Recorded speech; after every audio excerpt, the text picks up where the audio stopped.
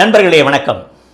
என் மேலே அதிகமான தாக்கத்தை ஏற்படுத்தின ஒரு டீச்சர், செவந்தி teacher, BA 1959-60 Kekepatti.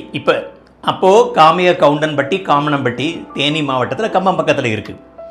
Panchayat union ஸ்கூலில் வேலை பார்க்குறாங்க. அப்போவே அவங்க பிஏ. ஹெட் மாஸ்டர் பேர் நடராஜன் சார். அவங்கெல்லாம் உயிரோடு இருந்த கேரக்டர்ஸ், ரியல் கேரக்டர்ஸ். ஒருவேளை இப்போ அவங்களுடைய பேர குழந்தைகள் யாராவது பார்க்கலாம். ஆனால் செவந்தி டீச்சர் கடைசி வரைக்கும் கல்யாணம் பண்ணிக்கவே இல்லை, ஸ்பின்ஸ்டர்.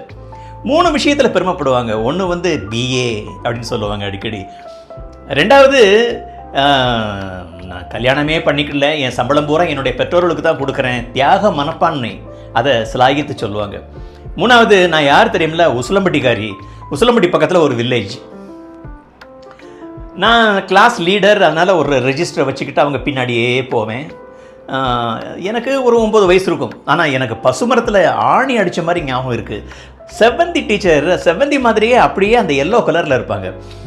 முகம் முழுவதுமே அந்த மஞ்சள் பூசி இருப்பாங்க. நடுவில் ஒரு சின்ன ஒரு திருநீற்று. ஒரு நாள், வாடா போய் ஹெட் மாஸ்டரை பார்க்கணும்டா அப்படின்னு என்னை கூப்பிட்டு போகிறாங்க. என் மேலே நம்பிக்கை அவங்களுக்கு. நடராஜன் சாரை பார்த்தோன்னே, என்ன செவந்தி, இன்றைக்கி லேட்டாக வந்ததுக்காக எக்ஸ்கியூஸ் கேட்க வந்திருக்கிறியா? ஆமாம் சார். அது ஏன் தெரியுமா சார் அப்படின்னு இவங்க சொல்ல ஆரம்பிக்கிறாங்க. இந்த ஒரு 10-15 நாளாக சார், இந்த அம்மா வந்து அங்கே ஒரு வீடு எடுத்து தனியாக இருக்கிறாங்க காமிய கவுண்டன்பட்டியில். ஒரு 4 பேர் சார், யங்ஸ்டர்ஸு என் பின்னாடியே வந்து என்னை மஞ்சள், செவ்வந்தி, பிஏ இப்படி கிண்டல் பண்ணிக்கிட்டே இருக்காங்க சார். என்கிட்ட சொல்ல வேண்டியதானே, நான் பார்த்துருப்பேன்ல, நான் உள்ளூர்காரன் தானே.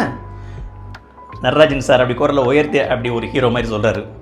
அவருக்கு அப்போவே 55 வயசு இருக்கும், உள்ளூர்காரரு. அப்போ இந்த அம்மா சொல்லுது, அதெல்லாம் ஒன்றும் இல்லைங்க, நானே டேக்கிள் பண்ணிட்டேன் சார். நேற்று விவேகானந்தர் புஸ்தகத்தை நான் படிச்சுட்டு இருக்கும்போது அதில் ஒரு வார்த்தை, விவேகானந்தர் காசியில் நடந்து போய்கிட்டு இருக்கும்போது பின்னாடி 4 குரங்குங்க இந்த குரங்கு மாதிரியே துரத்துச்சான். மெல்ல போகிறாரு, அதுவும் மெல்ல வருது. கொஞ்சம் வேகமாக போனால் வேகமாக பின்னாடியே வருது, ஓடினா அதுவும் பின்னாடியே ஓடி வருது. அப்போ முன்னாடி அவருக்கு சிவபெருமான் மாதிரி ஜடையெல்லாம் போட்டுட்டு ஒரு முனிவர் வந்து ஃபேஸ் த ப்ரூட், தீமையை எதிர்த்து நில்னு சொல்கிறார். அவர் படார்னு சுவாமி விவேகானந்தர் திரும்பி பார்த்துட்டு ஒரு விரட்டுறாரு, ஓடி போயிடுச்சு குரங்குகள். அது மாதிரி நான் இன்னைக்கு பண்ணேன் சார். விவேகானந்தர் சொல்லிக் கொடுத்தது. நான் இவ்வளவையும் கவனமாக கேட்குறேன். விவேகானந்தரை முதல்ல எனக்கு சொல்லிக் கொடுத்தது செவந்தி டீச்சர்.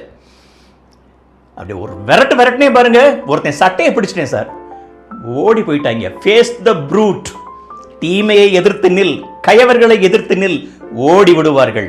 ரௌத்திரம் பழகு, பணிந்து போய் விடாதே கயவர்கள் முன்னால். அது என் பசுமரத்தில் ஆணி அடித்த மாதிரி என் மனசில் பதிஞ்சிருச்சு. வணக்கம் சார்.